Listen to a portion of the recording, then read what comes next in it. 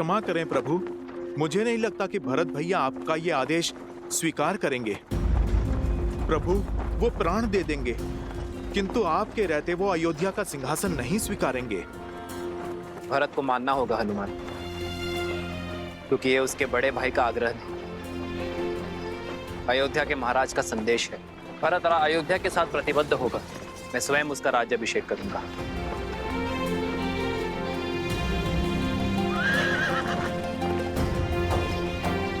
रथ क्यों रोका सारथी?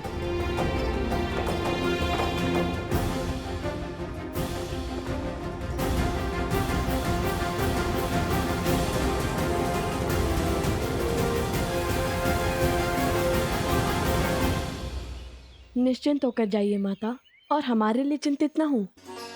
हम शीघ्र ही आश्रम पहुंच जाएंगे। वो भी सोमकर्ण को लेकर। ऋषि असुरी ने हमें उत्तर की ओर जाने का आदेश दिया है, वही मिलेगा सोमकर्ण।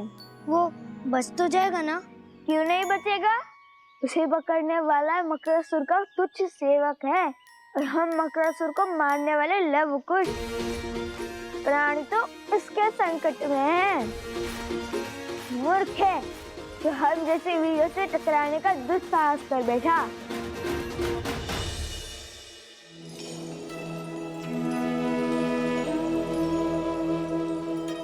अपना ख्याल रखना। जी माता।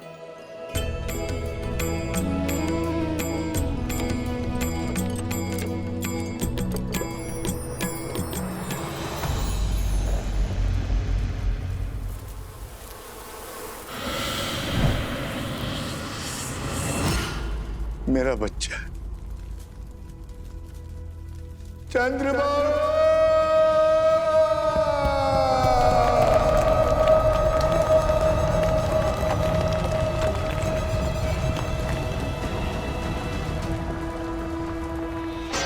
चंद्रबाबू,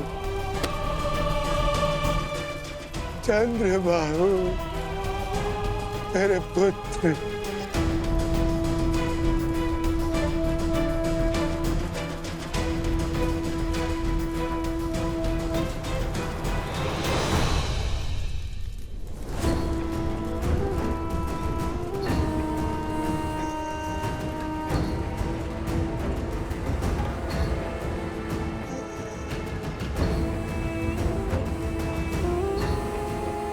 बहुत प्रसन्न होगी ना तुम?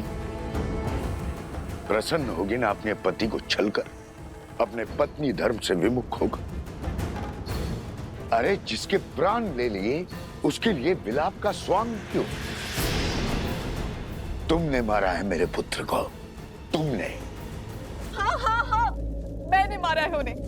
मैं हूँ दोषी। मैंने ही उन्हें आंख बंद करके अपने पिता का अनुसरण करने दिया।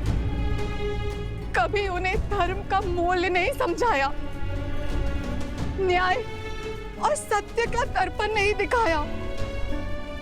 हाँ, मैंने मारा है उन्हें। बस, जिस अधर्म की तुम दुहाई दे रही हो, देखती जाओ कैसे मेरे पुत्र की बलि धर्म और अधर्म के इस युद्ध में राक्षसों की ओर से अंतिम बलिदान होगी। मूर्ख मत बनिए, अपमान नहीं कर रही हूँ, आपको सत्य बता रही हूँ।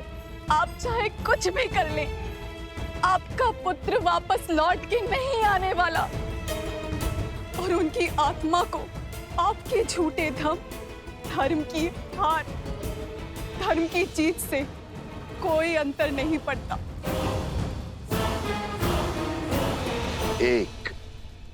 केवल एक कार्य था तुम्हारा, ब्रह्म मंत्र का जाप, उसमें भी मात खा गई। इतनी सरलता से शत्रु के बहकावे में आ गई, अपना धर्म भूल उनके धर्म का गुणगान करने लगी। जो स्वयं शस्त्र नहीं उठा पाते, वो सदा नारी को अपनी ढाल बनाते हैं। लोग अपवाद और शंका से नारी का चरित्र मलिन करते हैं। आज मैं पद्मा अपने संचित सभी पुण्यों के बदले आपको श्राप देती हूँ कि जिस नारी को आप खिलौना समझते हैं, वही आपका अंत करेगी।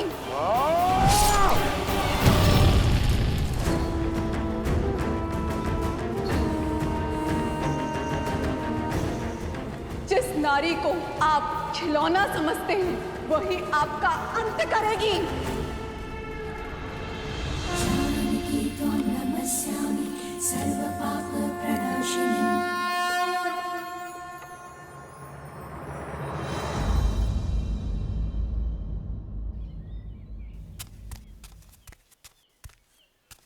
कुश कुश, हाँ, चाल में शीघ्रता लाओ कुश, हमारे पास इतना भी समय नहीं है। भैया वो देखिए आम। काम के बारे में सोचो कुछ, काम के बारे में सोचो। सोम किस अवस्था में होगा? भूखा होगा। उसे पीड़ा में छोड़ हम भोजन कैसे कर सकते हैं? चलो चलो।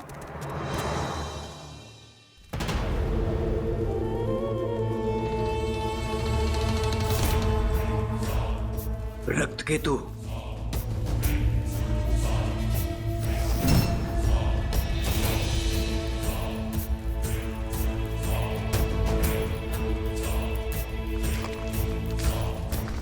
मत मारो मुझे, छोड़ दो।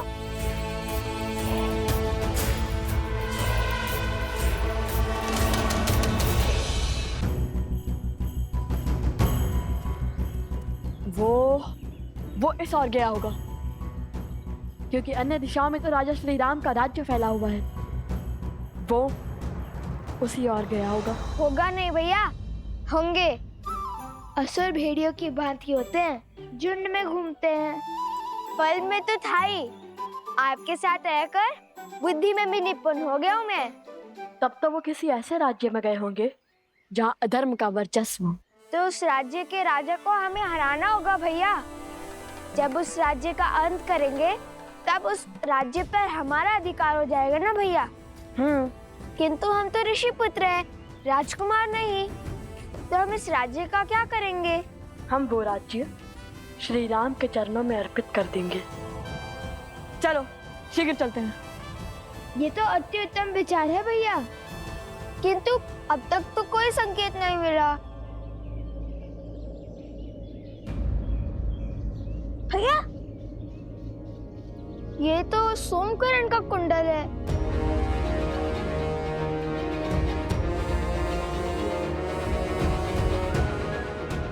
अर्थात वो उसे इसी ओर ले गए होंगे। सचेत रहो भैया, श्री राम के चरणों में राज्य रखने से पहले ही हमें संकेत मिल गया। चलो अब हम केवल श्री राम की बातें ही करेंगे।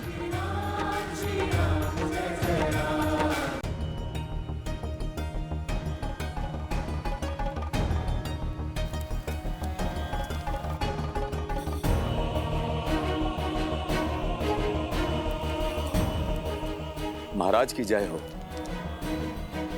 ये यज्ञ के सारे सुमंत आपके भाई पितृ यज्ञ कर रहे हैं श्री राम।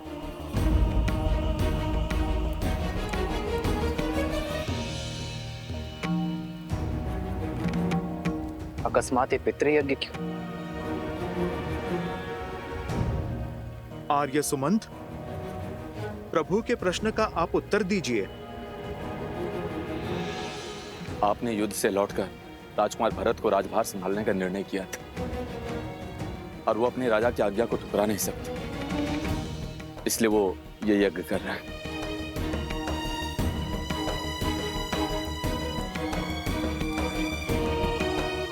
पितृ यज्ञ से प्रभु का राजकाज छोड़ने का क्या अर्थ है?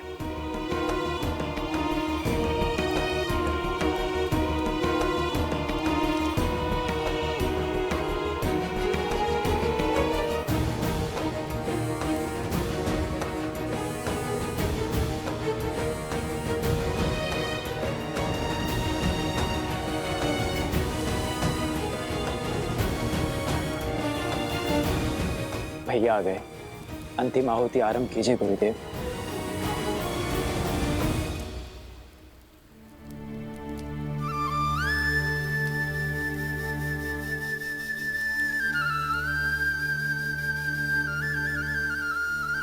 भरत के इस निर्णय का मुझसे क्या संबंध?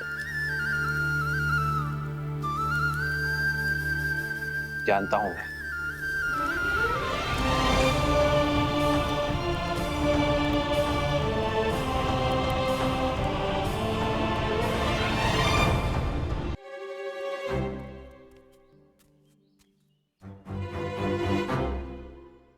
क्या हुआ? कोई संकेत मिला क्या? मिला, किंतु संकेत नहीं, प्रश्न। यदि ये युद्ध जीते तो राज्य श्री राम के चरणों में रख देंगे, है ना? हाँ। किंतु इतना कठिन कार्य हम करेंगे कैसे? राज्य में बसे घर, वन, उपवन, नदियाँ, गौशालाएं सब उठाकर कैसे धरेंगे श्री राम के आगे? चलिए, मान लीजिए हमने हनुमान जी की बातें राज्य को अपने कंधों पर उठा भी लिया, तो भी लेकर कैसे जाएंगे?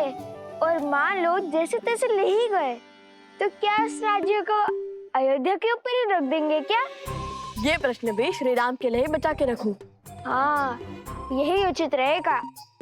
कह देंगे कि हम तो प्रण से बंधे हैं, हम तो राज्य ले आए। अब आप बताइए, आपके चरणों को राज्य पे रखे या राज्य को आपके चरणों पे रखे? तुम क्या सच में इतने मूर्ख हो? नहीं, पर भूख से ध्यान भटकाने के लिए बात ही बना ली।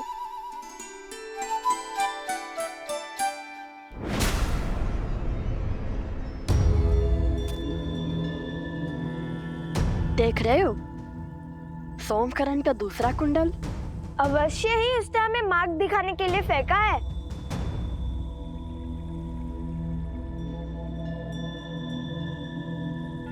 कुश! लव भैया, तुमसे भूल हुई है, मैं तो केवल एक ऋषि कुमार हूँ। भयभीत क्यों होते हो? ना मैं तुम्हें मारूंगा, ना खाऊंगा। तुम मनुष्य को खाते हो? एक बार मेरी ओर देखो तो सही, जान जाओगे कि मैं क्या क्या खाता हूँ और क्या क्या करता हूँ।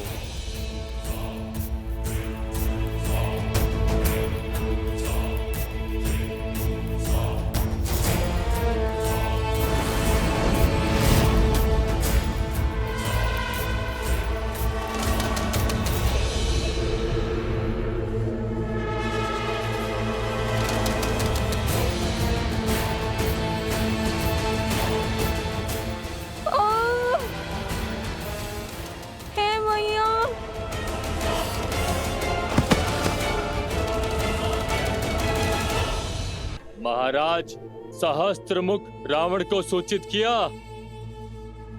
आने दो उन्हें और देखने दो रक्त केतु की शक्ति।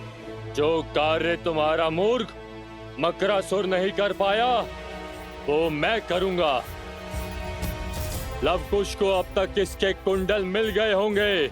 शीघ्र वो यहाँ आएंगे और इस मायावी गुफा में लुप्त हो जाएंगे।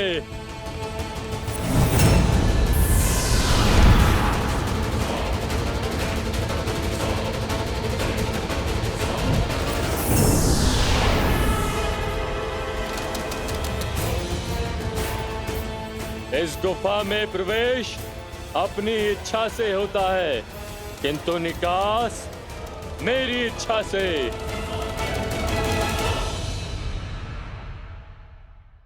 लो भैया, लो। इतना क्यों चिल्लाते हो? ये देखो, ये तो सोमकर्ण का वस्त्र है। हम उचित मार्ग पर हैं। चलो। ओम पूर्णमस्य पूर्णमादाय पूर्णमेवावशिष्यते।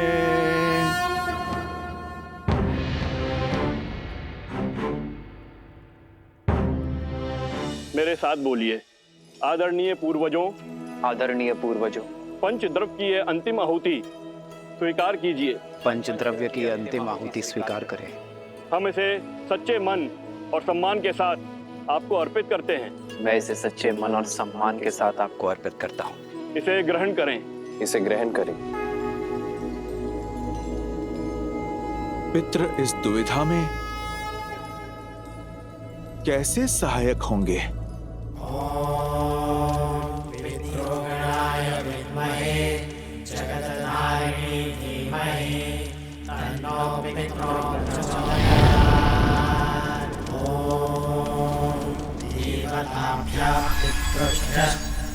महायोगेभ्य एव च नमः स्वाहायै स्वधायै नित्यमेव नमो नमः।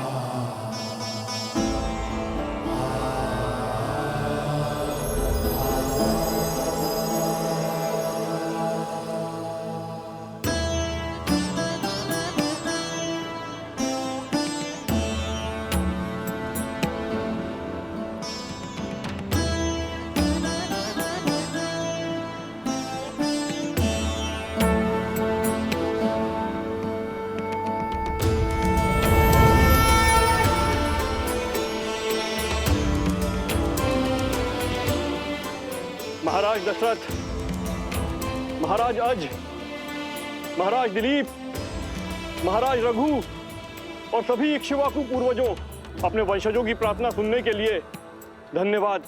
आपके कुल को आपके मार्गदर्शन की आवश्यकता है।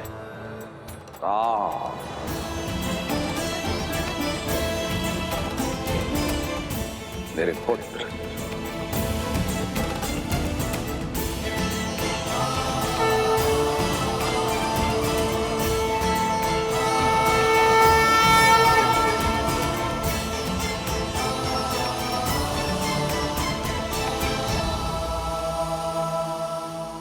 प्रणिपात पिताश्री। आयुष्मान भव पुत्रो। आप सबको भी मेरा प्रणिपात।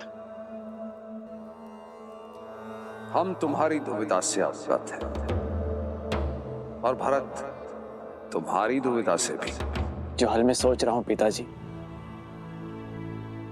उसकी पुष्टि कीजिए, आप परामर्श दीजिए।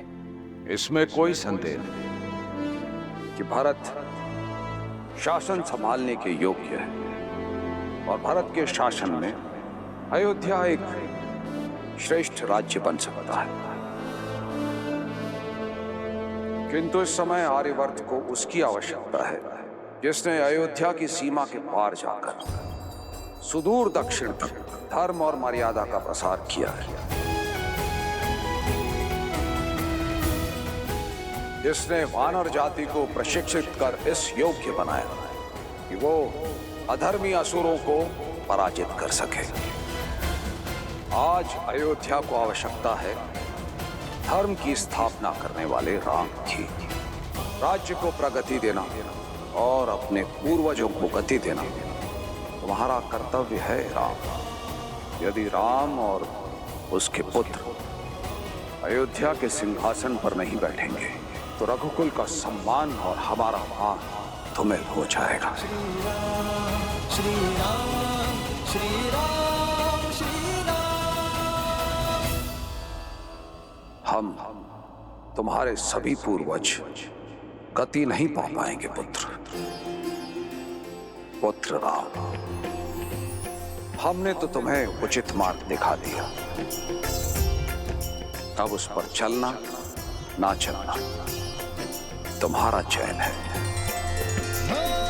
मंगल भवन मंगल हारी, द्रवहु सुदर्शन आयुष्मान भव पुत्रो। बिहारी। धर्म की जय हो, सूर्य वंश की जय हो।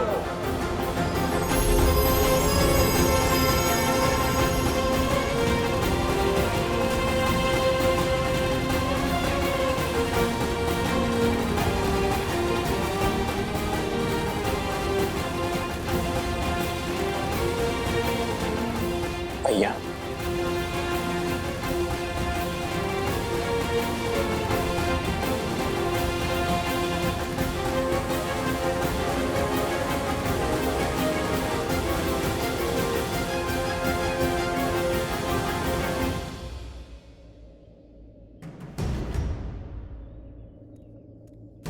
यहाँ तक तो ले आया सोम, फिर आगे क्या फेंका होगा?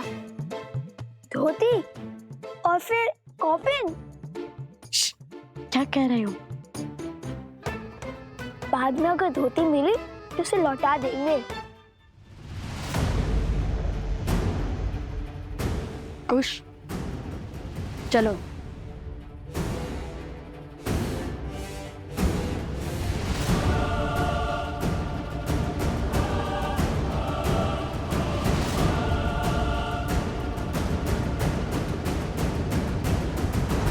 जानता हूं कि तुम परिस्थितियों के पाश में उलझे हुए हो राम, किंतु मनुष्य को अनगिनत कर्तव्यों में से सदा सबसे पहले सबसे महत्वपूर्ण कर्तव्य को प्राथमिकता देनी चाहिए। जो सबसे आवश्यक है वो दायित्व निभाना चाहिए। ये पितृयज्ञ करवाकर भरत ने मुझे अपना कर्तव्य स्मरण करवा दिया आचार्य। मनुष्य का हर कर्तव्य पुत्र शब्द में छुपा है। जो पुत्र अपने पूर्वजों को पू नाम के भयावह नरक से ना उभारे, उस पुत्र का जीवन अधूरा है। और उसी अधूरे जीवन को पूर्ण करने के लिए आपका दूसरा विवाह आवश्यक है।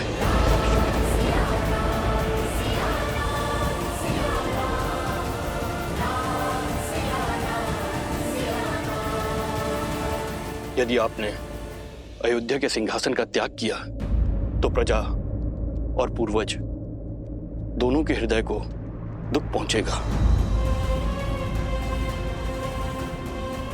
मेरे कथन पर विचार करना राम।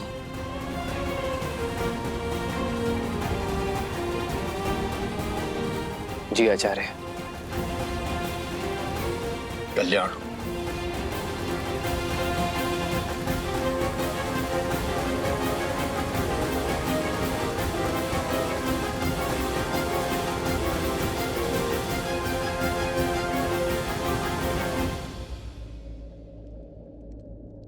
प्रभु, संसार को उभारने वाले प्रभु श्री राम आज स्वयं किस धर्म संकट में फंस गए हैं?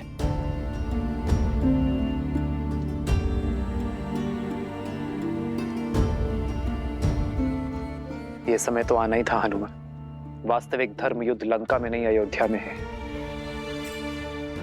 मैंने अपना कर्तव्य निभाने के लिए सीता का त्याग तो कर दिया, अपने हृदय से सीता को दूर कभी नहीं कर पाया। कारण चाहे जो भी हो, यदि आज मैंने दूसरा विवाह किया तो ये समस्त समाज इसे अनुचित उदाहरण मान स्त्री के विरुद्ध अन्याय करता रहेगा। यदि धर्म की मूरत सीता को अन्याय मिला तो ये समूची स्त्री जाति कभी न्याय नहीं पा सकेगी हनुमान। प्रभु, तब तो सीता मैया को लौटने का अवसर मिलना चाहिए। इतने वर्षों आप दोनों ने जो तप किया, अब उसका फल आपको मिलना चाहिए प्रभु। सोमकरण अवश्य ही भीतर बंदी होगा।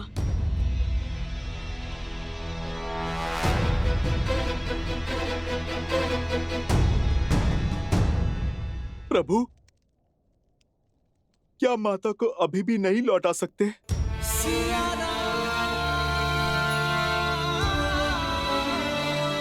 अभी भी असुर और असुरी सोच जीवित है हनुमान। अधर्म को जड़ से निकालने में अब भी समय है। हमारी छोटी सी भूल लोक अपवाद की चिंगारी को भड़का सकती है।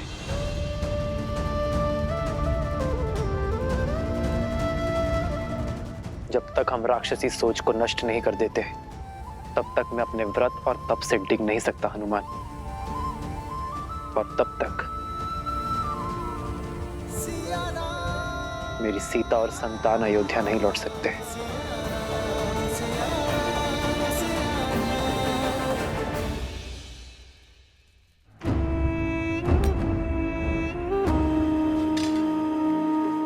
चाटुकारिता करके 4 पग भी आगे नहीं बढ़ पाओगे। उठो और क्रोधित मत करो मुझे। सिंह समझकर बकरी उठा लाए हो मूर्ख। भूल तो हुई है, फिर सोचा ले आए ही हैं तो उन तक पहुंचने की सीढ़ी ही बना लेंगे। अद्भुत। अब तनिक मकरासुर की योजना स्मरण कराना मुझे। मौन क्यों हो? बोलो, सीता को बंदी बनाकर लव और कुश को अपने पास बुलाएंगे। यही तो समस्या है असुरों की।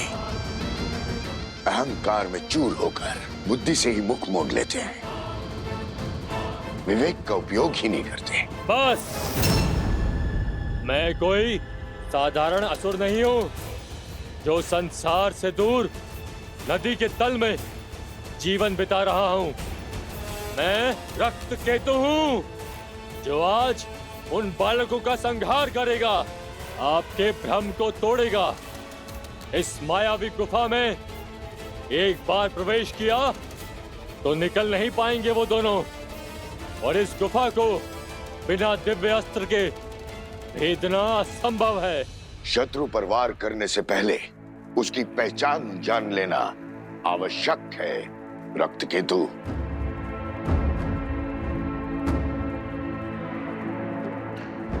उठने का समय आ गया बालक, उठ जाओ।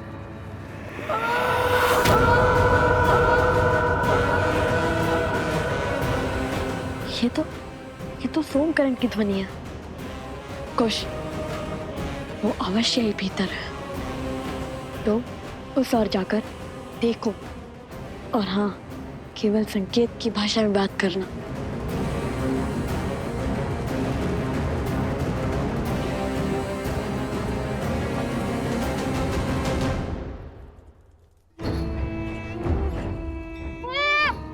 जीवित रहने की इच्छा है तो सुनो, तुम्हारे वो दो मित्र हैं, लव और कुश। तुम जानते हो वो दोनों कौन हैं? वो वन देवी के पुत्र। और ये वन देवी कौन है? लव कुश की माता। केवल लव कुश की माता नहीं, मूर्ख बालक, श्री राम की अर्धांगिनी, अयोध्या की महारानी है वो। सीता है वो, सीता।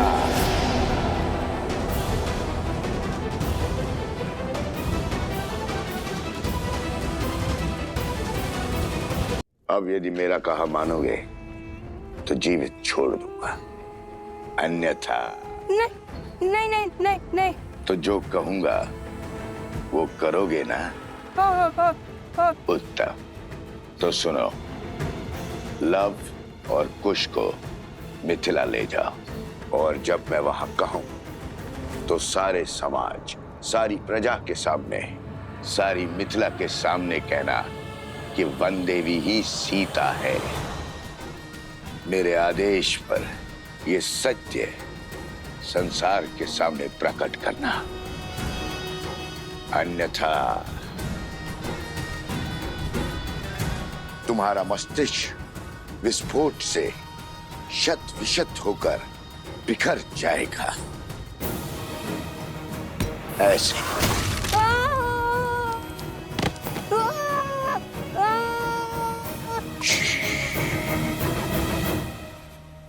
चिल्लाओ मत।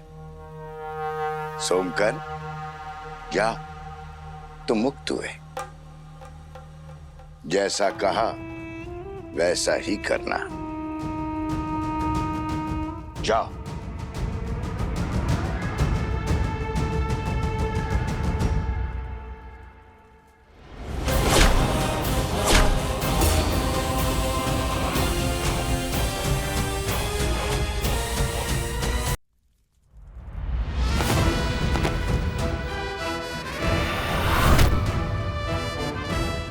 चिंतित मत हो सोमकरण, हम आ गए हैं। तुम क्यों आ गए?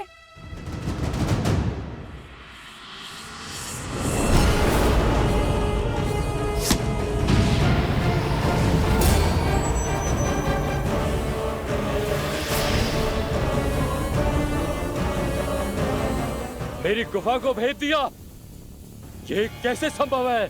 जो धर्म के मार्ग पर चलते हैं, धर्म स्वयं उनकी सहायता करता है। तुम्हारे इस मायावी गुफा को भेदने के लिए महाराज जनक सहायता दे चुके हैं, और ये उनके दिव्य तुनीर से निकला हुआ दिव्यास्त्र है।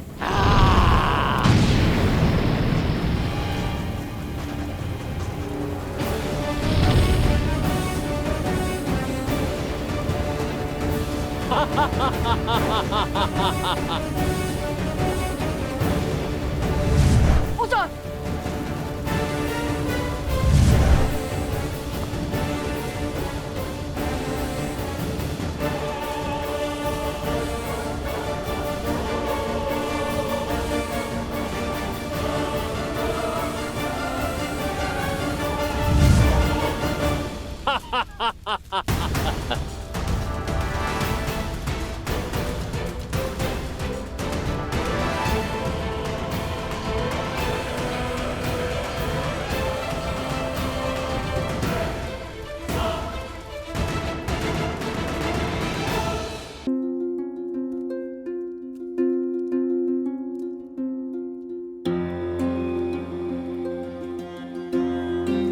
आर्य, हमारे पुत्रों में संस्कार बिल्कुल वैसे आए हैं जैसे आप चाहते थे।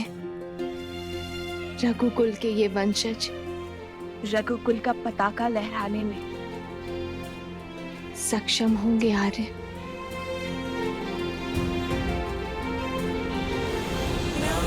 सिया राम जय जय राम राम सिया राम मुझे इस धर्म संकट से निकालो सीते।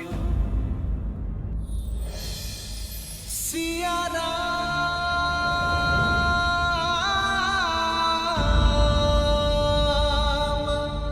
प्रकृति सूर्य की प्रतीक्षा में है। वो एक किरण जो अपने प्रकाश से उन्हें जीवन देती है, सोए हुए मन में ऊर्जा भरती है।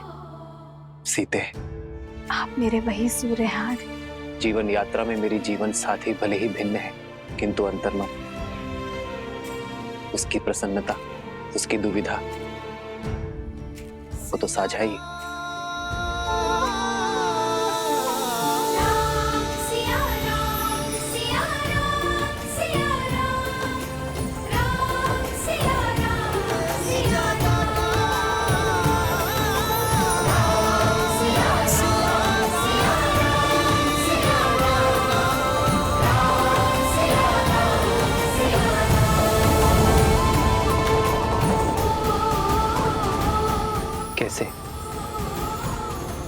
कैसे भूल गया मैं सीते कि अंतर हमारी देह में है, किंतु हमारा मन तो साथ ही है।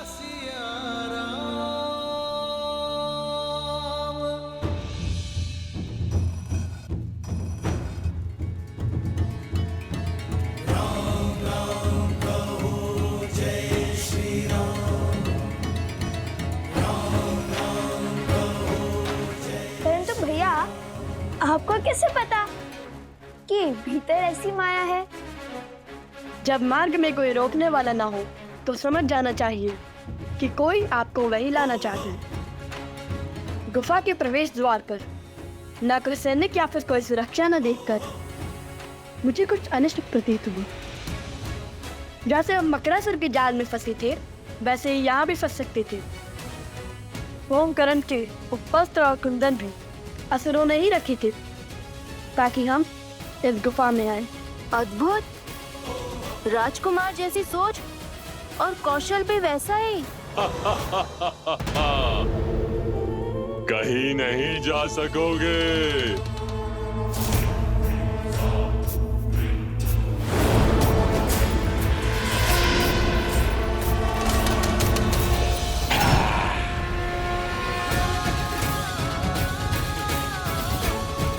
राम नाम के समक्ष कोई असुर शक्ति टिक नहीं सकती। राम राम कहो जय श्री राम, दशरथ नंदन राजा